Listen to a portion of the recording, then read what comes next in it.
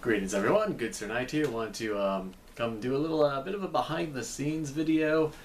Actually, a few ideas I'm thinking about. Might be adding into the channel lately, or a bit later on in the near future, but one of the things is, few people have been asking like how all the cameras and stuff and everything is working together, at least on the Japanese side. So there's a few other questions, but anyway, what I want to run by you is that primarily what I'm running is the little Contour. It's one of the original earlier models, and yeah, just Contour High HD, which although 1080p is great, my only real complaint with it is the 30 frames per second issue, but it's pretty good. But anyway, what I've been doing lately is, well, the original way of doing it would be to put on a helmet, particularly this one, strap this on down, yeah, like so, and I'd have the little helmet mount up here. Now the downside is, this is a extra large, which was kind of recommended as a way to fit the sword and headset in. But the downside with a extra large is this. This tends to happen a lot, and the only thing that really prevents it from happening is the goggles in the way. But still, that only holds it up about here. So as you may have noticed with a lot of the footage and the shootings I do, sometimes the target I'll be shooting at will be up here. And you'll be seeing like way down at an angle because it shoots down here. So I've actually had to put in an order for a new ProTech helmet, which these helmets are great. The only downside is they well, the padding, I actually swapped out the padding with some newer stuff to make it sit a bit better. But yeah, extra large is just too big for all intents and purposes. So I don't know what I'll do with this one when the new large one gets in, but hopefully the large one will sit a lot better. If I do any helmet mounts, it should record a lot better. Now, secondly, the main way I've been doing a lot is with the sword and headset itself. Now with the headset, what I have here is that when you pop it open and set it over your ears, turn it on real quick, so I won't set over your ears like so, this will actually go, and on this right side right here, there's actually a slot just for it, so all you'd have to do is line that up, just line that up. Just line that. Technical difficulties. Come on. This is actually relatively hard to see. I think I could go off of feel faster. Yeah, there we go. But yeah, this will actually sit right here, so as long as these are adjusted and back far enough, the camera will shoot perfectly forward. So when using the MP7, the view you're getting is this one right here, as I'm going down the dot sight. So a bit kind of like that. So yeah, I actually kind of like this view best because it's out of the way on the headset itself and whatnot, so yeah. Anyway, that aside, one of the changes I'm thinking about making is ordering the Contour Roam 2, which is actually a waterproof camera, which is pretty cool. The only problem is I'd have to get it in blue, so I'm probably going to have to spray paint it down. And with it in blue, one of the downsides is, well, with this one, the battery can be swapped out. And the battery right here, they last about, I would say, 2 to 3 hours worth of filming, and I have a solid memory card anyway. So I could order another memory card with the Roam 2 with an extra 2 or 3 hours. I'll keep the helmet cam, but I will also add a gun cam on the MP7.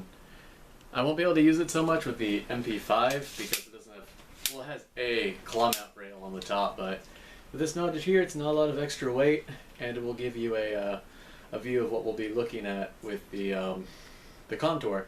So if you can't see, so with the main camera, I'll have another 2 cameras going just for me, and with Redbeard getting ready to go back to the States and whatnot, this idea will work out pretty well. But this will enable me to be able to have one camera so you can see where I'm looking, what I'm looking at, give you kind of a tactical idea of what I know is going on. As far as actually shooting at targets, there'll be a secondary gun camera, so if I see anything I have to lean out around a corner to fire, you guys will be able to get footage of that as well and get a better view of what's being fired upon. So it should work out pretty well. I can fit 4 cameras total, and if I'm doing just 2 cameras, I can actually split the footage and swap between when I'm moving and have a smaller camera. Have you ever played this game, Chrome Hounds? Yeah, the game Chrome Hounds actually did a really good job with this, where you'll have a smaller camera down here in the corner, And the smaller camera could be the cockpit view where you do a third-person view for maneuvering.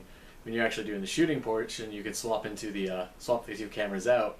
So the smaller camera with what your vehicle driving portion looks like, and you're shooting, and you'll actually be in the whole gunner's sort of view. So I could do that and swap between the two cameras. It'll be a tad trickier, but I think the quality would definitely make it work with it. So I'll probably get a Contour 2, Contour Roam 2 mounted on here. They're relatively inexpensive for the most part, so I think it'd be a good idea. And I'm probably going to keep running I like the MP5, but with the MP7, a gas blowback is just really nice, because if you don't know how many rounds you have while you're waiting, pop this out, look in here, be like, oh, still got 8 rounds. So you could just hold back, maybe get those last 8 rounds off and swap. And the best part is you actually have to chamber rounds, make sure you reset it. So with the moving on. So as far as an electric gun goes, of course, with the MP5, if you pop the magazine out, you're gonna lose about 3 BBs right then and there. You can't really count, and as soon as you put it in, it's ready to fire. Whereas with the gas blowback version, when you'd be getting ready, I want to get the gas blowback, but it's like $450, and then like $50 per mag. So that's a distant project in the future. I'll be getting around to. But one of the other reasons is we'll be getting into the winter time frame anyway, and the gas blowbacks will lose a lot of power. So having an electric gun for those times is a good idea. But as far as the gas blowback version, you would actually have to do the more realistic. Open the chamber, insert the magazine, chamber the first round. From there, you'd be ready to fire. And when you run out, it locks back on its own. So you'd be like, oh no, new mag, insert, set.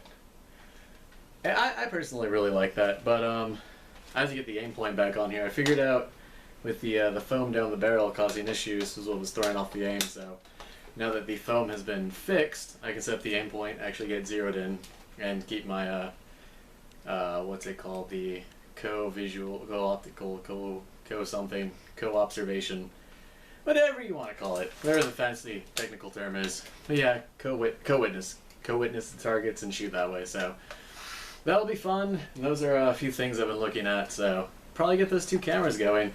Also the radio broadcast I did not too long ago with a few of the other YouTuber, Rio, the Arms Magazine writer, Kasumi, and stuff like that. They're that radio broadcast is, I guess, still in editing. It'll be coming out eventually. They did like film 3 episodes or so. So when those are ready, they'll come out. I'll post links. It'll be entirely in Japanese, but if you are interested, well, I do have a few puns and jokes in there in English. But if you're interested, I'll post all the navigational stuff you'll need to know so you can actually get to it and listen in. I think they're like 27 minutes a pop. So you know, if you're interested, just it'd be nice to check out. I mean, I want to hear what it sounds like. I mean, I would need to figure out how close I was to the microphone, small technical stuff like that. But I'm very excited, so that's pretty much all I have. So hopefully you guys are having a fantastic day. There's it's Sunday right now, which is usually Airsoft Day, but there's not going to be Airsoft today because something typhoon, like big Category 3, I want to say. Category 3 typhoon. It's kind of out there chilling on its way. Gonna hit tomorrow, actually, but I'm not too worried about it. I've got all the food and stuff together, but yeah, typhoon. I don't know if you ever tried playing in a typhoon. It's not fun. Speaking of, question out there to my people who do like to play Airsoft, and most likely the ones who prefer the gas blowbacks. When it's raining like it is now, I don't know about you guys, I still want to go out and play, because I mean, my camera will be okay. This is waterproof, and I don't mind trudging through the mud, but since a lot of people prefer their electric guns and don't want their LiPo batteries exploding in their hands, I know a lot of people don't like playing, but I don't know. If ever possible, I'd like to get a group of people together who all have gas blowbacks and are completely in favor of playing in the rain. So another good purpose for the Roam 2, the camera will actually be able to work better in the rain. This one will be okay, but for heavy downpours, the Roam 2 will at least be more waterproof. And the waterproof casing I have for this one doesn't fit, so But yeah, so that's all I really had for you guys. Hope all of you are having a fantastic day.